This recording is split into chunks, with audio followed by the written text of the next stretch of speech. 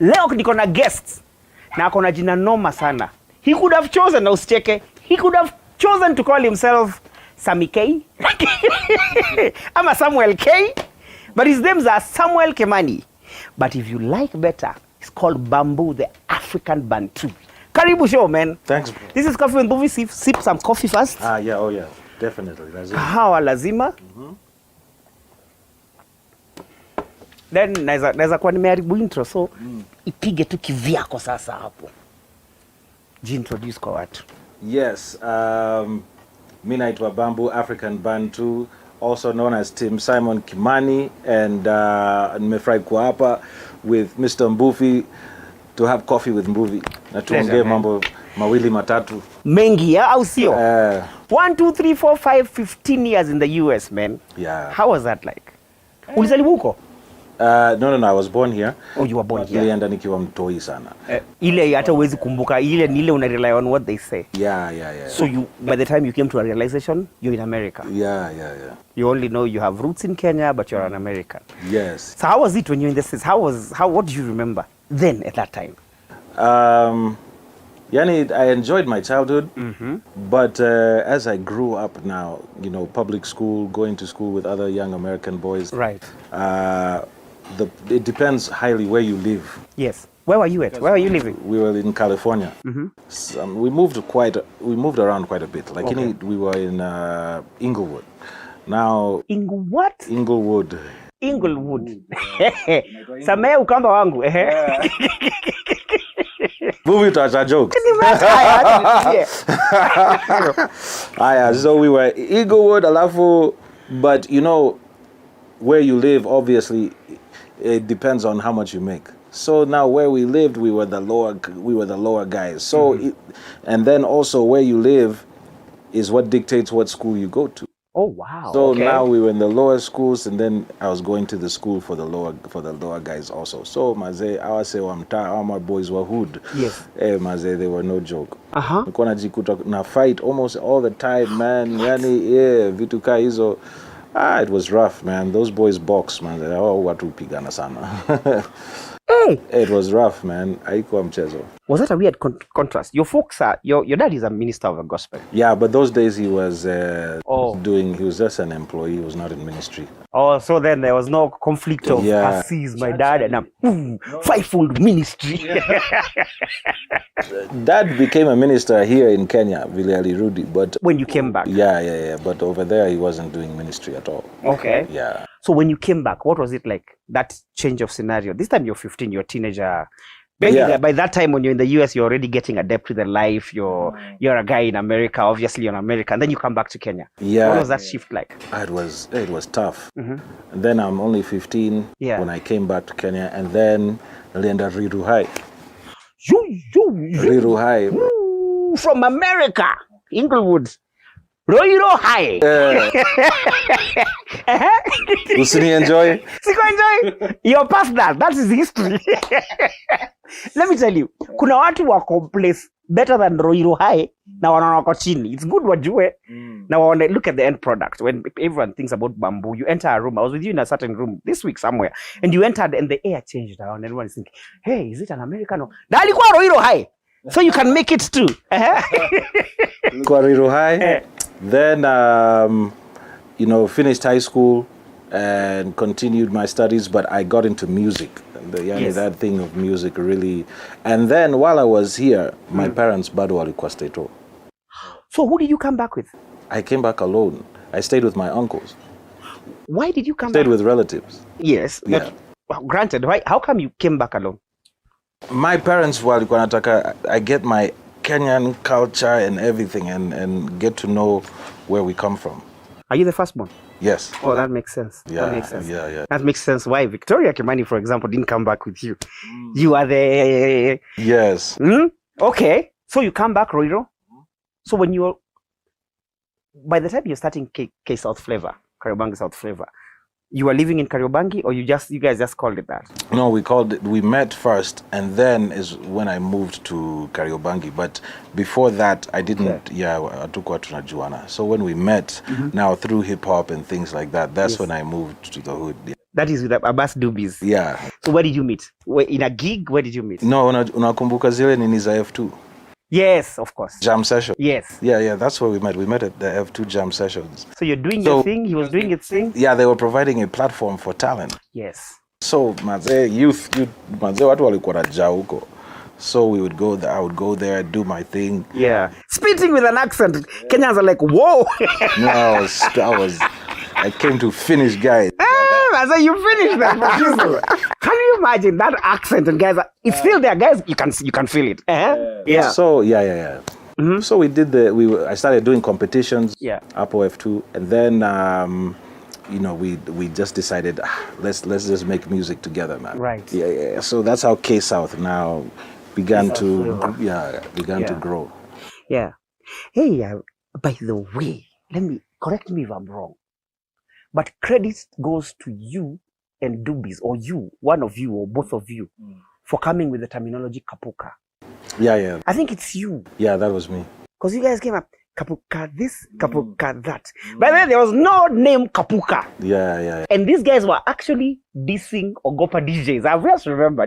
That's true. Yeah. But that jam was a hit. Yeah. Watu wakatike. Yeah. Kapuka that. Kapuka, I coined that phrase. You coined it. Yeah. You're a genius, man. From there, now we have Kinada Dioen singing Kapungala. Kapungala is really Kapuka and Lingala. Yeah. We have Lanaron singing, what does it call? Kigolinga. People started now mixing genres and calling them something. Yeah. I did a song called Nikileme Wanishike, and it's a fusion of Kwaito and Kapuka. So, yeah. Gota. Thanks, bro. So what was the highlight, the biggest highlight of K South Flavor? Maybe, touring. Anyway, we traveled to TZ. We were touring all over TZ. We used to get love in TZ, man. Hey, wow. Those guys love hip hop. They love music. They love East African. They celebrate music. Yeah, they celebrate big time. So a 2-week stay turned into a 6-month tour. What? Yeah. You guys were just meant to be there for 2 weeks? Yeah. Go do our shows and come back. But now this led to more interviews and more shows, which led to more airplay, which led to more. Just one thing led to another, and our stay extended from 2 weeks to 6 months. What was that like? It was awesome. Hey, it was an adventure, man. We were like, we are doing what we love and getting paid. And Kakitu was, yes, I was going to ask that. Kakitu was coming in. Yeah. So it was awesome, man. Did you get tempted to shift camp to TZ? I was like, what are we going home to do? But then, even in Kenya, shows started picking up also. So, we come back to Kenya also, and then East-West home is best. Yeah. Yeah. Wow. Then fast forward, you decide to move now to the US. Was that to push on with your career, or was that to study, or a bit of both? No, that was touring also. That was touring. Shows, just going for concerts and shows, and and it's funny because my parents were surprised I had gone back, like through music, not through them or anything. Yeah, they were shocked. Yeah, just that I just started touring. And then statewide, I mean from state to state, from New York to California to Atlanta to New York to wherever. Yeah. And then I said, man, while I'm here, let me use my connections and network with guys and get into American music industry. Yes. So yeah. Which was like a logical progression, that's where I got my skills anyway. That's where I learned how to, put words together and rhymes together and things like that. So, yeah. Did you get proficient producers in the US? Were you working with Kenyan producers in the US or US producers? Links to US producers? Yeah. Okay. And both. And even Kenyan producers would send me beats. Yeah. But mostly US producers. Yeah. Now, all of a sudden you meet somebody called Crystal. So, while I was in Atlanta, I met with this guy called Andre. Now, Andre Mendoza is a very cool guy, and he's one of the who's guys, in the industry. His nickname was Hollywood. Now, Hollywood used to manage a sporting events group called And One. I don't know if you've heard of And. And one, I know the shoes. Yes. Now those guys play street basketball, you know. So, you know, and maybe you've checked out some of their players like Hot Sauce. Hot Sauce, those guys Dribble skills, and then like madness. like mad. Yo, the guy can play you and make you look like a fool on the court, you know. So those guys, and then him and Spider was this other guy who slam dunk the ball. Like this guy would jump from far and dunk. And me, I loved sports, but now he used to manage them. So he heard my music. We started talking. He started managing me. Wow. Yeah. So we moved to, now he's from Brooklyn, New York. So he said, man, I've got connects in Brooklyn, I've got connects in New York, let's go. Yeah. So I said, all right, let's go. You know, we jumped in my car from Atlanta to Brooklyn. How far is that? I had like maybe 13-hour drive, 12-hour Mombasa drive. and back. Yeah. And back. Mombasa back and back to Mombasa. Yeah. We got there, and then, you know, one of his best friends was very close to Jermaine Dupri. Yeah. So Def, Yeah. the Brat, and yes. So, you know, they could get us meetings, you know, and a lot of this industry is network. Yeah. So we went to Brooklyn really to network, but while I was there is when I met Crystal. Yeah. At a barber shop, funny enough, and you know, she wasn't there to get her hair done, but yeah, I met her there. And we hit it off, man. We were cool, man. She was such a cool chick, you know. She was half Jamaican and half Italian. Wow. She used to talk with that Jamaican accent. Yeah, it's very attractive. It feels so nicely. Yeah. She was so smooth. So you know, we were very cool. Like from that time, we just started talking and calling and whatever. Then after we started dating is when she really started like listening to the music. Like, hold on, let me listen. So she said, whoa, you're really good. You should have a deal. You know, you can get a deal. And I was like, yeah. That's pretty much the plan. You know, we want to get... Hold that thought. There's a cut in the set, so we got to cut and come back for the next slot to Skimambe Crystal. This is Coffee with Mbuve. We'll be back right about 2 minutes. Coffee with Mbuve is so popular mpaka paka zinataka kuja kunywa kahawa. Interview yake itakuwa siku ingine. But today I'm with Bamboo, the African band too. And you're telling us about meeting up with Crystal, the half Jamaican, half Italian lady. Yes. Yes. So she told me, wow, you should have a deal, you know. And then... This is after she heard you do your thing. Yeah. And then she was like, I know why you don't have a deal yet. I can hook you up. So now for her to hook me up, hook you up, ilikuwa inamaanisha I can get you to the guys who can get you in, you know. Yes. So she's the one who introduced me now to a certain priest who happened to be a Santeria priest. Santeria. But this guy... What is Santeria? Santeria is a religion. It's a form of... it's idolatry. It has its origins in Yoruba. And they mixed that Yoruba... Nigeria, Yoruba, and they mixed it with Latin idolatry. Gosh. So yeah, it's witchcraft. It's morphed. Yeah, it's a morph of the two, but is full of witchcraft. It's definitely witchcraft. So she said, you know, I'll take you to this priest and he'll pray for you and you'll get your deal, you know. So this priest had a shop in New York. Now in this shop, there's all kinds of things, you know. You walk in, there's stuff that's like you're wondering, like there's candles with names of saints, Saint Peter, Saint Paul, Saint Anne, Guadalupe, Our Lady of Guadalupe, and all of these different candles for love, and candles for money, and candles for relationships, and things like that. And then there's literature. Yes. Books.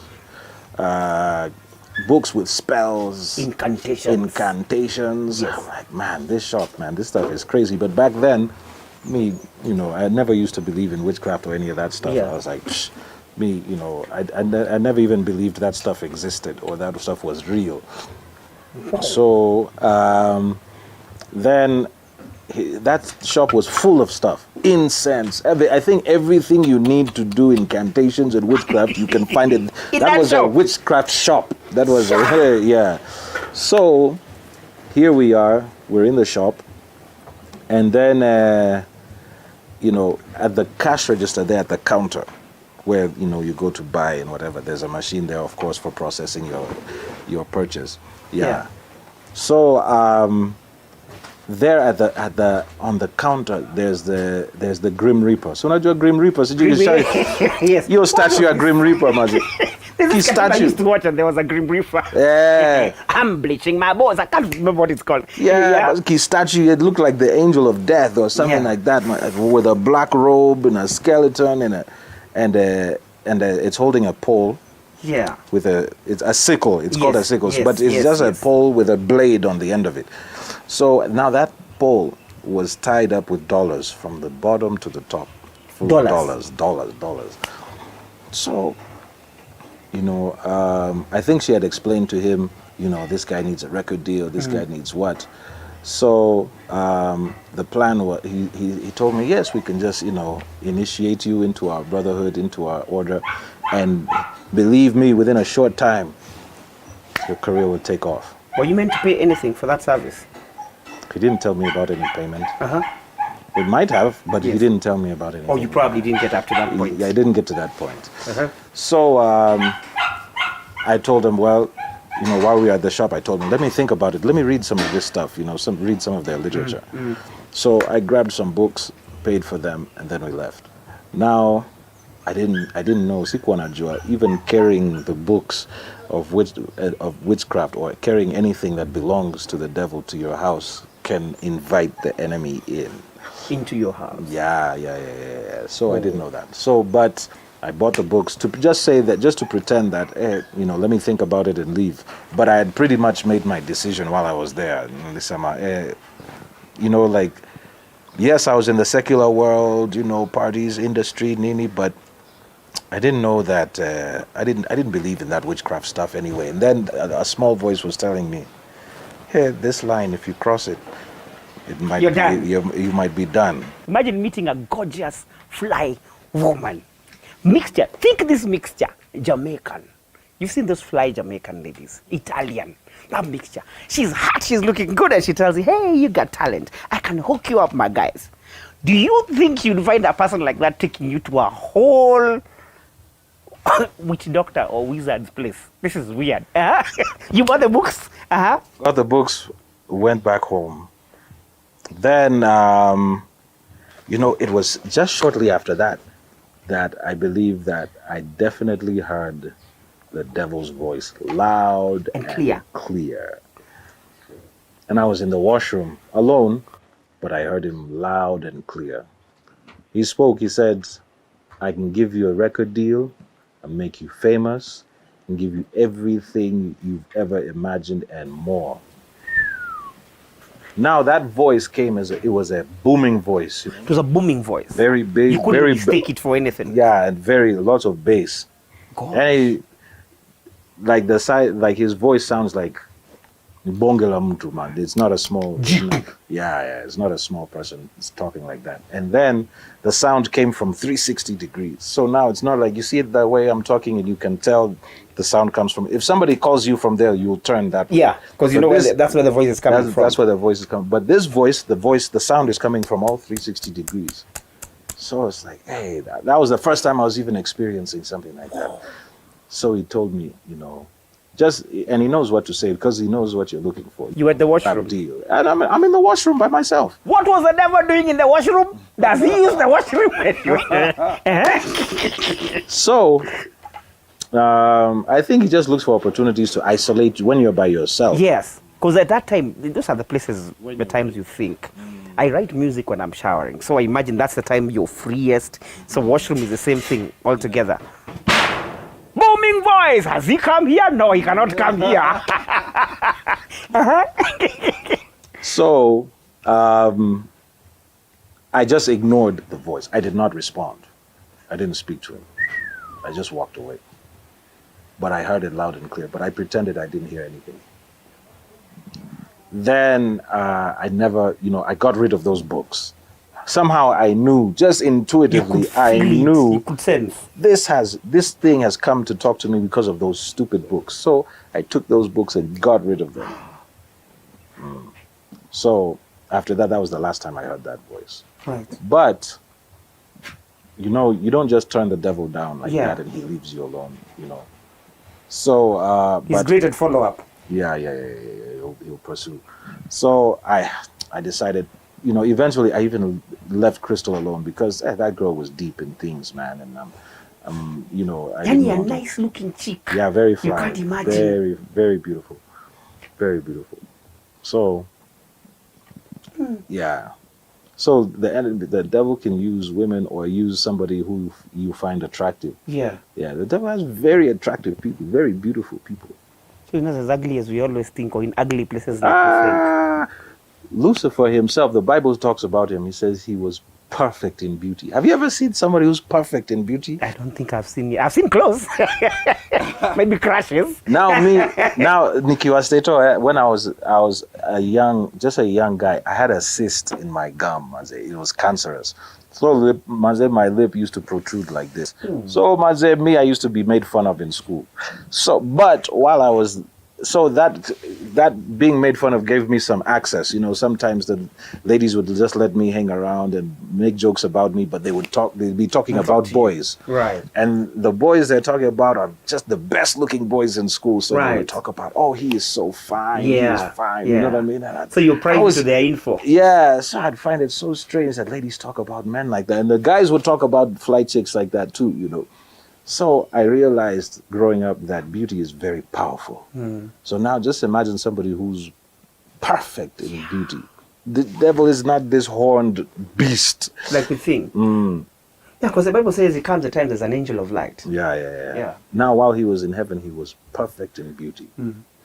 There was no flaws in him. So just imagine the favor and the fame that he had, and then the skill, because now his body is full of musical instruments. He does And this, there's music there's flowing. music, He does yeah. that, there's music. Music, and then he can sing the angelic voices and the human voices, and he sings lead and he sings the backup, and He's all music. it was all music, man, and it is loud. He doesn't need a mic. He doesn't need an amplifier. And then, because of the stones that he's built with, he can illuminate different colors. Wow. So now this is the being that would sing to usher in God's presence. Wow. So now just imagine how great he was. You see, now a being that can sing like that and fly and begin to move. I don't know if you see the awards sometimes, MTV Music Awards. Yes, I do. You see how they try to have, you know, singers, you know, like Pink, you know, you know, swinging back and forth. And things like. Well, this angel could fly. He was a cherub, really. He was a cherub. So he could fly and sing, and everybody around can hear. Yeah. And he'd illuminate the sky, so it's lights and it's singing and then the presence of God would come. No wonder you felt hot. He thought he was the guy, man. I'm the one. Why can't I get this glory, man? Why do I have to do all this? Then you are checking. And I think he looked at the humility of God and he's like, He's missing it. I can take him out. just because of, you know, because God is so humble. But he found out the hard way.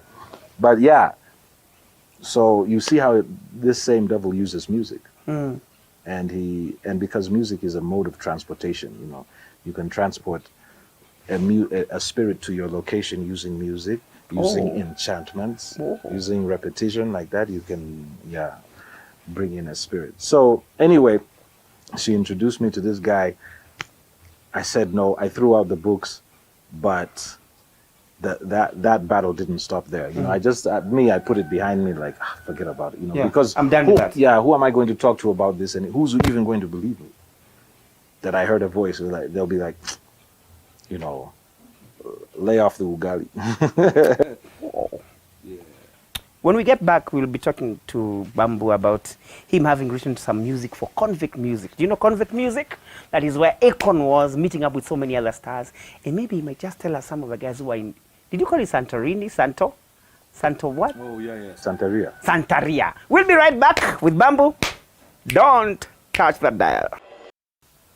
We are back on Coffee with Mbuvi. My name is Mbuvi na leo niko na Bamboo. Anabambuzul na stories zingine hapa interesting sana. Santeria. Do you know any of those celebs who are out there who are into Santeria and stuff? Yeah, you know, some of them don't even hide.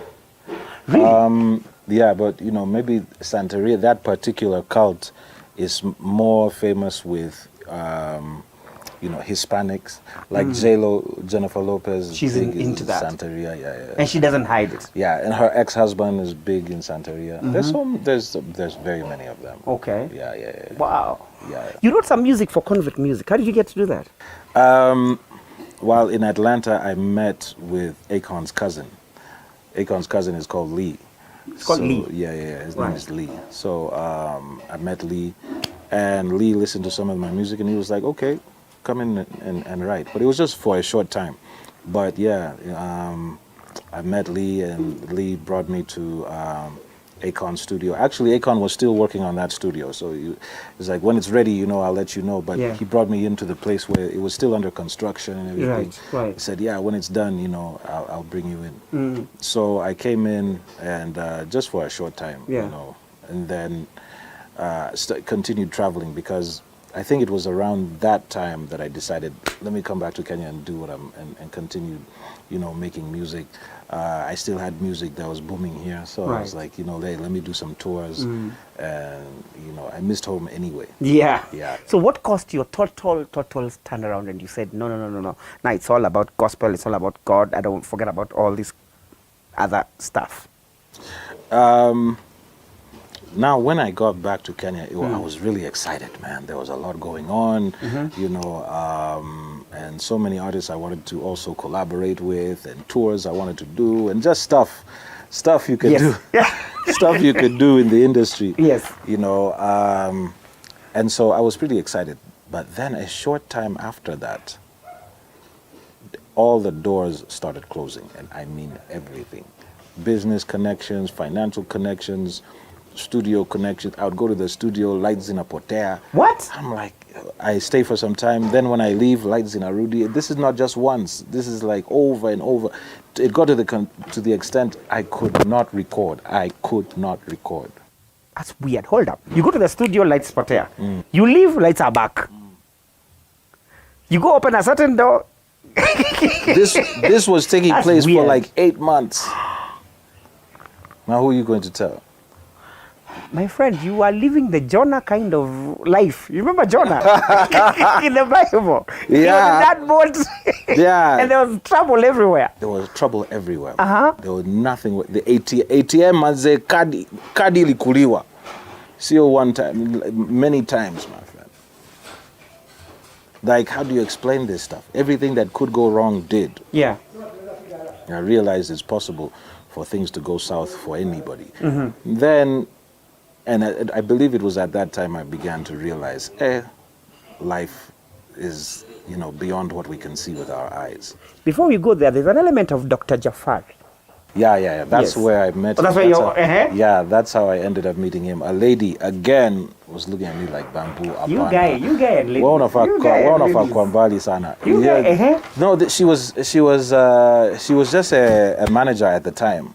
But she wasn't managing me, but she managed other artists. Okay. And she was like, Bamboo, you should be doing ABCD. What's up? I said, Undoubtedly, why are you disappearing like that? And she said, you know what? There's a guy you can call. Just like Crystal. It's funny how the enemy uses ladies a lot. That is the US, this is Africa, Kenya and it's the again. same thing. Right. So she connects me to this guy called Jafari. She said, Ebu mpigie onge naye. Okay, so I called Dr. Jafari. Jafari tells me everything that's going on in my life. A to Z, ATM inamezwa, stima zinapotea ukienda studio, nyumba pengine imefungwa. So, but now what he tells me is that there's people who have put curses on your life, jealous artists or something, people who are jealous of you have put things in your life, wakuzuie, so that nothing you try works out. So they can lock you up from traveling, they can lock you up from making money, they can lock up your businesses, they can curse everything in your life and shut you down.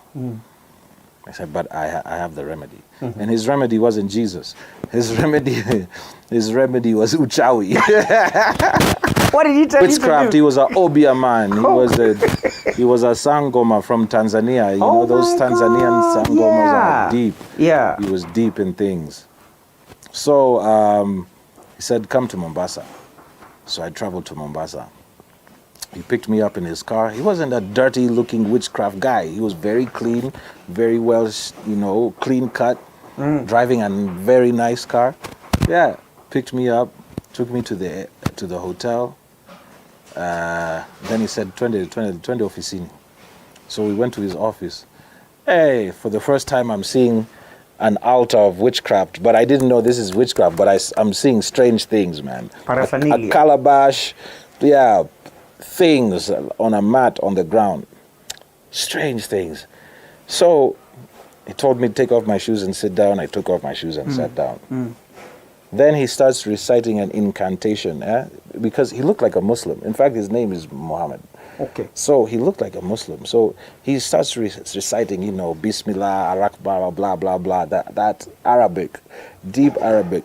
And then after reciting that, from the calabash comes a voice. A very distinct voice speaking of that very old Swahili, a very ancient Swahili mixed with mixed with Arabic. But it's coming from the calabash, and it's just me and him in the room. Calabash. And I think the time must have been around 11:30 p.m., 12 midnight. It was just me and him. But what was your first reaction when you heard voice from I was Calabash? going to freak out, but then again, I'm like, okay, if these guys have real powers, then I don't want to freak out and bring things on myself. Start with them, and then they harass you now. Yeah. I don't want that. So I just stayed calm, and acted as if ini kitu ya kawaida, So him and Jafari and that thing conversated. They went back and forth, and then that spirit gave him direct instructions. I was to go and buy a can of what is this thing called? Zesta. Then he told me, buy this Zesta. When you go back to the hotel, shower, and you say all of the curses that my haters have put upon me should leave me and go into the can. He gave you particular curses, or some of the things you're imagining must have happened. Yeah, no, he just told me all of the curses, Right. all of the curses. Right. All of the witchcraft people have put against me, let it leave me and go into the can. Yeah. So I did it. I'm like, at this point, let me just see what will happen, So I do it and I put it under the bed. Right. He told me to put it under the bed and sleep. So I put it under the bed and slept. But now, before I slept, man, I kept on peeping under the bed. To see what might happen. What's all this? Considering you remember in the calabash speaking. Yeah. You're like, what will happen in this? What will happen Is there anything here? weird? But nothing happened. So I finally dozed off. In the morning, I wake up. Jafari calls, Kuja twende, bring the can. So I brought the can. We go back to his hotel, back to his... It was a sealed can. Yeah, it was sealed. Sealed. Zesta. See, Zesta, that's the plastic seal, and then it has a tin seal that you have to literally... So we get back to his office. Take off our shoes, sit down, he recites incantation again, the voice comes. Instructs us to open up the can. So I open the can. He spreads a newspaper. I removed the plastic myself and I removed the tin myself and emptied the contents of this can on the newspaper. Now, the things I saw there were more than just Zesta, because it was mixed with strawberry jam, but there's other things inside. Like Things that look like grapes, tomato, things that look like onions. Another thing that looks like those Catholic rosary beads. The rosary bead. It was there also. There were some other beads. So he takes a pen. So Jafari takes a pen and then he lifts up whatever is inside. Then he explains to that spirit that hapa tukona. I don't know how you call a rosary in Swahili, but he explains that this is a rosary here, and then that thing laughs. What? And then it laughs. Every time he was explaining, hapa tukona hii, hapa tukona hii. Inacheka sana. They're wicked, man. That's almost funny, but I'm imagining at that time it's not funny for you. Yeah. So I emptied out the contents of the can, spilled it on this newspaper. Jafari is picking up every piece and explaining it to that spirit, and that spirit is laughing. I'm just hearing a voice of laughter coming from that calabash. Then it's explaining what everything was for. One was to prevent you from making money. Another one is from preventing you from traveling. Another one is to shut down your opportunities to excel in business, et cetera, et cetera. So that thing, after it had explained everything, and then I saw like a white string in the middle of that jam. But kumbe, when I followed it, it turned out to be like a dead gecko. Yani like a chameleon or some kind of lizard type of thing. What? Just nasty, yeah. So when I saw this, I was, witchcraft is disgusting, man. It's a filthy, repulsive thing. So, but people do it, and people do it on one another. Families do it to family members. It is rampant. It is all across this continent. That's why God hates it so much. And that's why God said in the Old Testament, in those days before Jesus came, the Old Testament, he was saying, "Thou shalt not suffer a witch to live." To live, yes, yeah. Because he knows their power is abominable power, but it can kill and it can destroy lives. Yeah, and they were killing and destroying lives. So he would say he sentenced them to death to prevent others from entering in and to stop the ones that already began. I think now time is killing us, and we haven't even talked about your turnaround. We haven't talked about your music. We haven't talked about your books. So those events is what led me to understand how the spirit realm works, right? And the laws that govern it. And those laws are written in the Bible. There's the laws that are written in the Bible govern the spirit realm. Right. Okay. Right. So now Satan takes advantage of every time you violate one of those laws. And those violations of laws are his entry his entry point. Yes. Yeah. So that was the training that brought me to where I am today. Like, wow, these spiritual things are real. They, fought against me, but God delivered me from them. And then, as I continue growing in God, I met my wife. Wow. Yes, Erica Mokisa. Yes. Wow. Yeah. Even her, she had her own big story. I bet you need to bring her one of these days so that you can have this side of the story. But you've done 5 books, I think. Yes, 5 books. Erica Part 1, 7 years in hell. And there's Erica Part 2, 18 years with Lucifer. She talks about serving the devil directly. Then Erica Part 3, witchcraft and spiritual warfare. Guys need to know witchcraft and they need to know that it's real and that spiritual warfare is real. Because somebody will be sleeping on an altar. When he's in the dream, he's being fed food, or in the dream he's having sex, or in the dream you meet a dead relative and you're hugging, or one thing or another. Those things taking place in your dreams, they're not supposed to happen.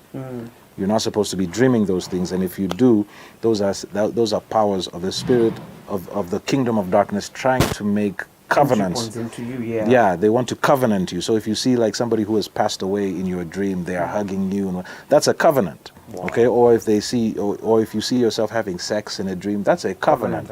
So you're supposed to wake up and cancel that stuff. Otherwise, that covenant is binding, and it will show up in your life. Okay, quickly, we need to talk about your music because we need to go, and tell us where to get those books.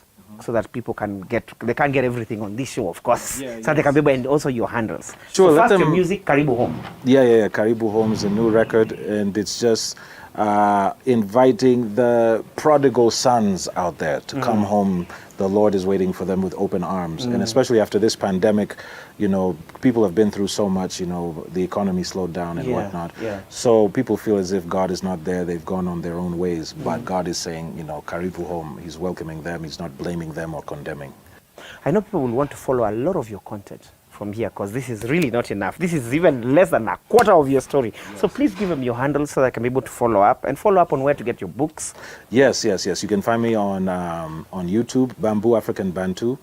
And you can find me on the same handle on Instagram, Bamboo African Bantu. And to get our books, you can call our office. That's 0717-062-098, or actually +254 717-062-098, or +254 799 733 775. And somebody will answer you, and we ship through G4S, so your books arrive the next day. Life is Spiritual website? Yes, our website is www.lifeis